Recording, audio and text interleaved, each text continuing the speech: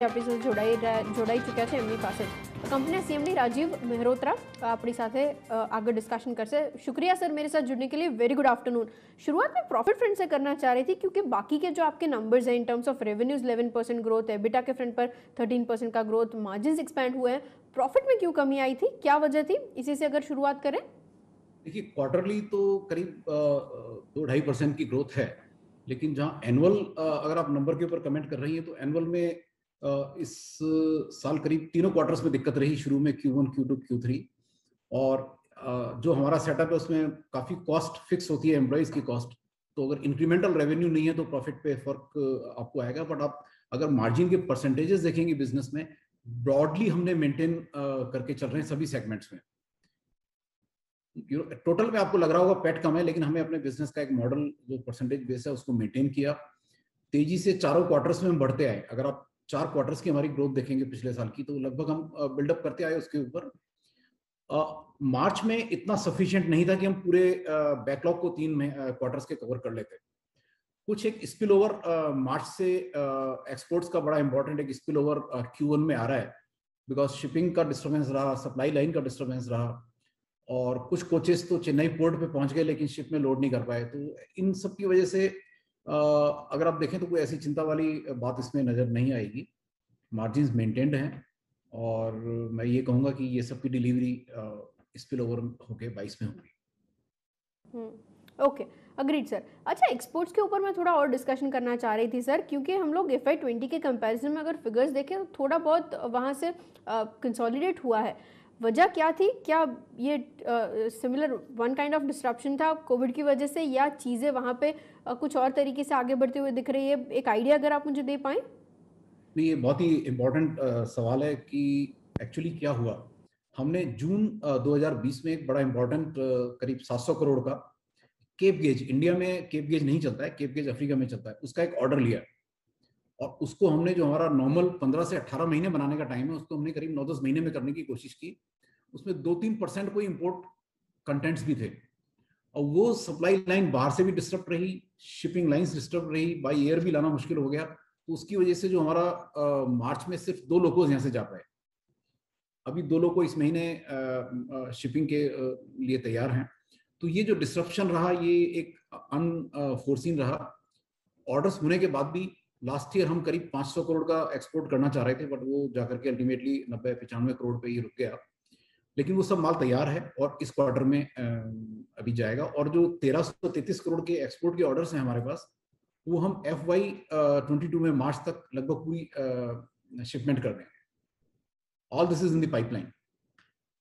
Okay, मतलब FY22 थोड़ा बहुत नॉर्मलाइज हो जाएगा, ये हम लोग यहाँ से उम्मीद लेकर चल रहे हैं। अच्छा, एक और चीज़ in terms of order pipeline, मुझे अगर आप ब्रेकअप बता पाएँ, क्योंकि एक्सपोर्ट्स तो हम लोग अलग से डिस्कस कर चुके हैं, कंसल्टेंसी और टर्नकी के बारे में किस तरीके से ग्रोथ आगे बढ़ते हुए वहाँ पे दिख रही है। इस बार इस क्वार्टर के दौरान परफॉर्मेंस वहाँ पे कैसा था, एक डिटेल्ड आइडिया।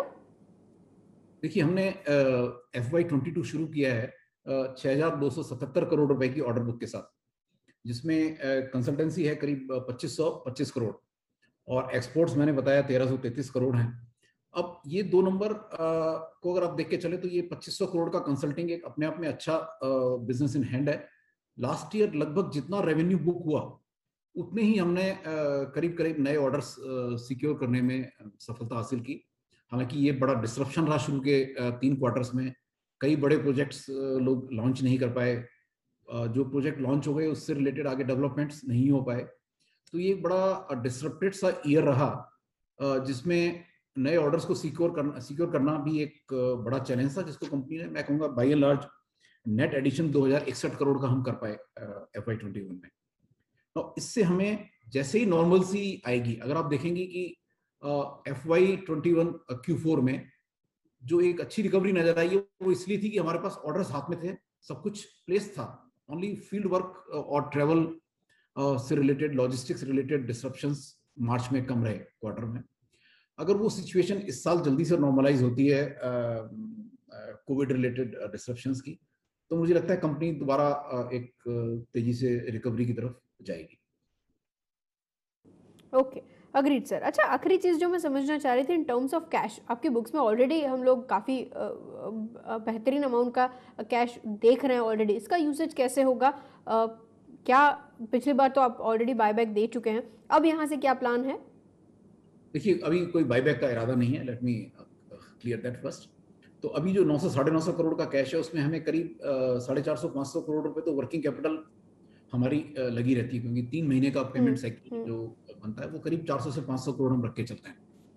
अब जो बाकी है, अभी हम लोग कुछ लोकोमोटिव्स ऐड कर रहे हैं, बिकॉज अब हमारे लीजिंग के लोकोमोटिव्स की डिमांड आई है। तो अभी हमने पिछले हफ्ते ही करीब 28 करोड़ की अप्रूवल दी है लोकोस खरीदने के लिए 5, और कुछ हम बिल्डिंग्स और उसके साथ लेबोरेटरीज बना रहे हैं, टेस्टिंग लैब्स बना रहे हैं, कलकत्ता में बना रहे हैं, फरीदाबाद में बन के तैयार हो गई। एक लखनऊ में भी ऐसा सेटअप क्रिएट करना चाह रहे हैं, तो इसमें भी करीब 100-125 करोड़ का टोटल इन्वेस्टमेंट हो जाएगा। तो 150 के करीब 150 पौने 200 करोड़ का इन्वेस्टमेंट तो इसमें है। एक हमारी सब्सिडियरी कंपनी है एनर्जी मैनेजमेंट कंपनी, उसमें हम सोलर के लिए कुछ इन्वेस्टमेंट करना चाह रहे हैं, क्योंकि उसकी पावर सिर्फ रेलवे परचेज करेगी। तो एक बहुत सेफ बिजनेस मॉडल इस कंपनी के लिए होगा, जिसमें जो सोलर रेवेन्यू बुकिंग होगी वो CERC का जो फॉर्मूला है सोलर प्रोजेक्ट्स के लिए, तो हमें ऐसा लगता है कि कुछ पैसा उसमें लगाने से करीब 350 पौने 400 करोड़ रुपए का ये कमिटमेंट हमारे हाथ में है। तो इसको देखते हुए आप देखेंगे तो बहुत ज्यादा कैश सरप्लस नहीं है। टाइमिंग थोड़ी सी शिफ्ट होती जा रही है। हम लास्ट ईयर ही लोकोस खरीदना चाह रहे थे, लेकिन लास्ट ईयर शुरू में ही लॉकडाउन के बाद लीजिंग लोकोस की डिमांड कम हो गई, क्योंकि लीजिंग हमारा एक बड़ा अच्छा बिजनेस है। करीब 62 लोकोमोटिव हमारे हम ओन करते हैं, तो अब हम उसमें और ऐड कर रहे हैं, तो ये कैश उसमें भी कम आ जाएगा। तो मुझे ऐसा लगता नहीं कि कोई ऐसी एक अननेसेसरी चिंता वाली बात है कि इस कैश का इन्वेस्टमेंट नहीं हो रहा है या कोई और बायबैक होगा, ऐसा कोई प्लान बिल्कुल नहीं है। ओके, तो आपने ये जो मुझे 2 चीज़ें बताई, उसमें विजिबिलिटी किस तरीके से देख रहे हैं आप? क्योंकि आप ऑलरेडी इन्वेस्टमेंट्स कर रहे हैं, तो पोटेंशियल जनरेशन कितना होगा FY 22 ऑनवर्ड्स? अगर चीज़ें थोड़ी शेप अप हो रही हैं तो क्या टारगेट रखना चाहिए? देखिए, इसमें जो वैसे तो रेलवेज ने 3000 मेगावाट सोलर के थ्रू डेवलप करने का प्लान किया है, और उसमें 3 कॉम्बिनेशंस मिक्स्ड हैं। कुछ डेवलपर मोड में है, कुछ ट्रैक्स के सहारे जो लैंड है उसको देने का था। तीसरा जो मॉडल था वो एनर्जी मैनेजमेंट कंपनी एक हमारी JV है रेलवे के साथ, उसके इन्वेस्टमेंट में करीब 400 मेगावाट हम उसमें लगा रहे हैं। तो उसमें इक्विटी टोटल मिलाकर के जो आएगी 450 करोड़ आएगी, उसकी 51% हमें देनी पड़ेगी। तो वो करीब 180 190 200 करोड़ तक के इन्वेस्टमेंट आएंगे। वो भी फेज में आएंगे, एकदम से सारा पैसा नहीं देना पड़ेगा, बट हम उसके लिए तैयार हैं। और हमें ऐसा लगता है कि ओवरऑल जो रेलवे को ग्रीन रेलवे बनाने का प्लान है 2030 तक, उसमें ये इन्वेस्टमेंट्स काफी महत्वपूर्ण होंगे।